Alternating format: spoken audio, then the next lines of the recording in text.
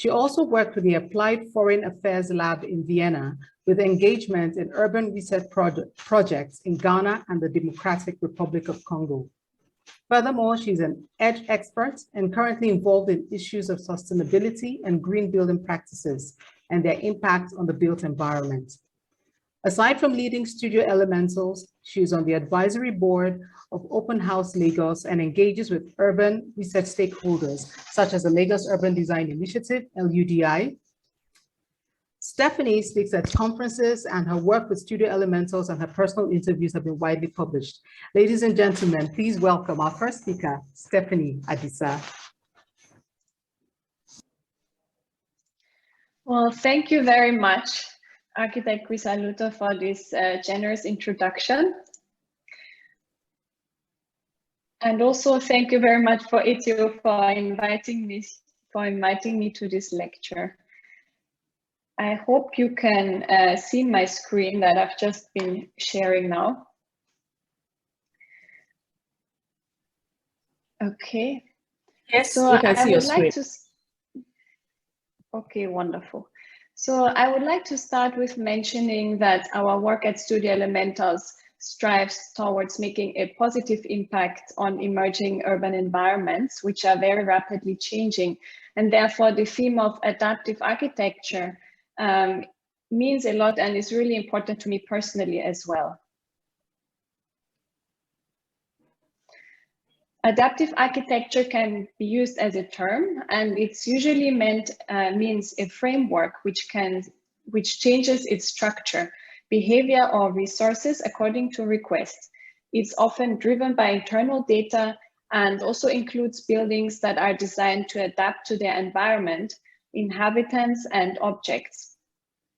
Adaptive architecture can also be used as a tool, and it is there to create buildings which are flexible, sustainable, future-proof, rather than fixed objects trapped in a particular context and time. And there is also adaptive reuse that can be applied to existing buildings. Now, if we look at the term future-proofing, it's quite a broad term that can encompass not only buildings and infrastructure, but also communities, cities, countries, or the whole planet. It has adopted different meanings as well within different contexts, ranging from resilience to climate change to demographic changes and resource security. So the question is how changes might happen in the life of a building, right? And how likely those changes are to happen, and how serious would the impact of such a change be, such as climate change, and what is the cost of future-proofing against that change? So those are all very challenging questions with very, not plannable outcome. We don't know what we are proofing against sometimes, and we also don't know if it might be a waste of resources. So to me, the only chance we have is to adapting this term to the building context, which in our case is Africa, Nigeria, tropical, Lagos, neighborhood, street, and site. And that means a lot of research and more research to come up with an ideal response to these changes. So to me, these design responses need to happen according to the building scale.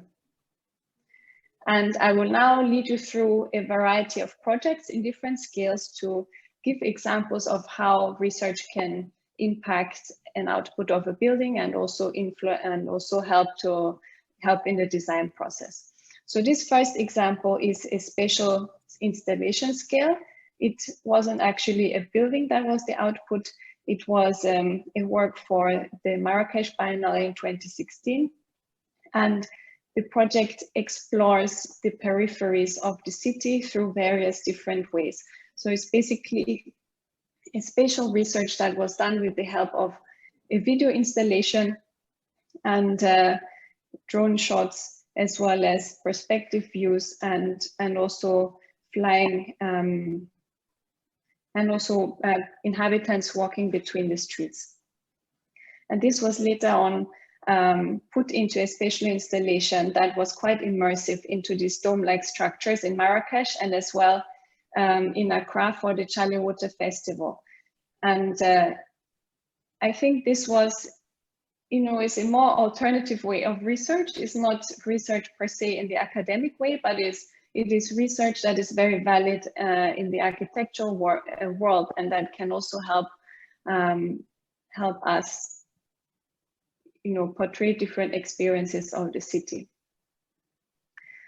The next example is a small building scale, and I would like to use this agricultural training center that was a collaboration between the University of Applied Arts Vienna and the UNIDO. And what was special about this project was that the scope and location wasn't clearly defined. So a lot of research had to be put in place ahead of time to even understand the location, which was meant, this project was meant for internally displaced peoples in Iraq due to ISIS and the recent, difficulties in the area. And ahead of time, a desk research was done for several months actually to research different flows of IDPs into the area and also into existing IDP and refugee camps in the area. And at the same time, also doing a field research on site, trying to understand the views of people, doing a lot of interviews, also walking through existing camps, looking at their organization and how that could possibly impact a building design, also understanding the spatial, setup of such a camp. And in the process, we realized that a lot of infrastructure is actually already in place, but what is missing is a space for women that can be a safe space and also a private space for them to undergo training, but also just, hang out and have a good time.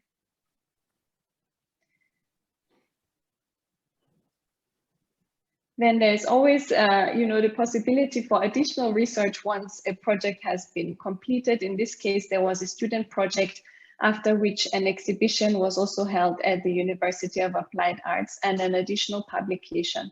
So I think in architecture, sometimes this post-production phase kind of gets lost because we have a lot to do from one project to the next, but it can't be enforced enough that this post-production is also a very important tool for understanding our next goals and also understanding how we can adapt to the future and to other projects.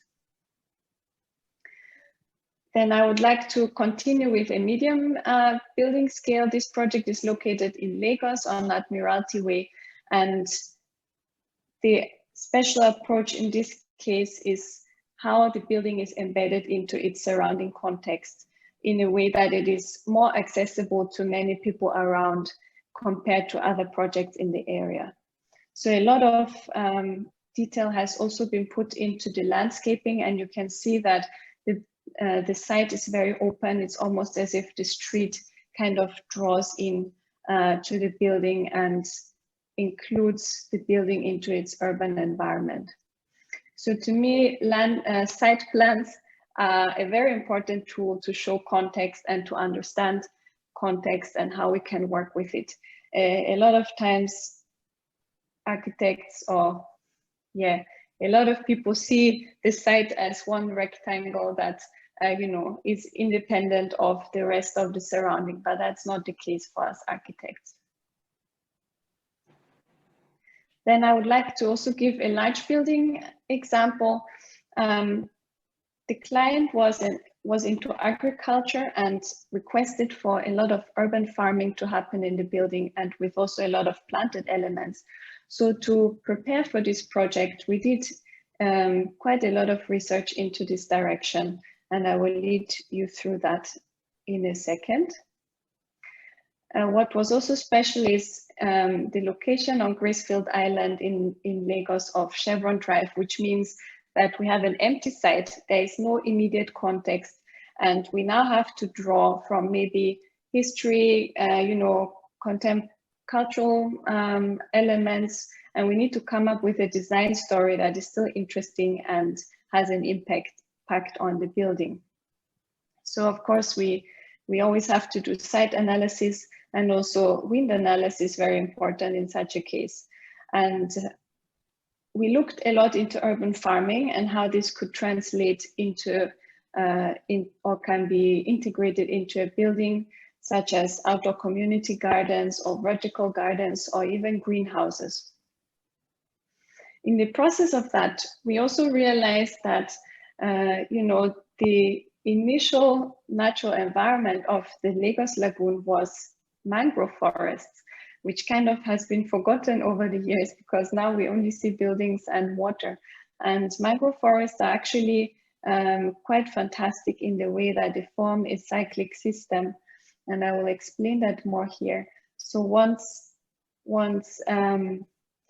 leaves from the mangrove drop into the water, they actually decompose, become nutrients for other little fishes and oysters, which then become food for fishes, and then the remains go back as nutrients, which then is being treated again by the mangroves.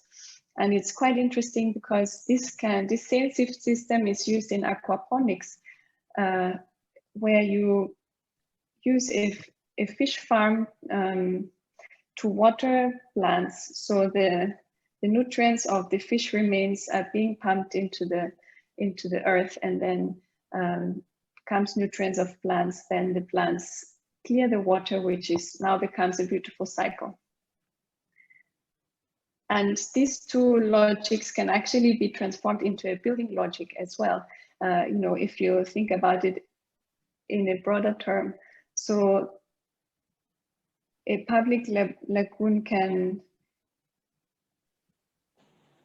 or let me say, a dense routing system could be a warehouse, for example, or the water level could be an aquaponics pond, and so on. So you can really translate this mangrove forest into a whole building with its different elements and draw from that as an inspiration.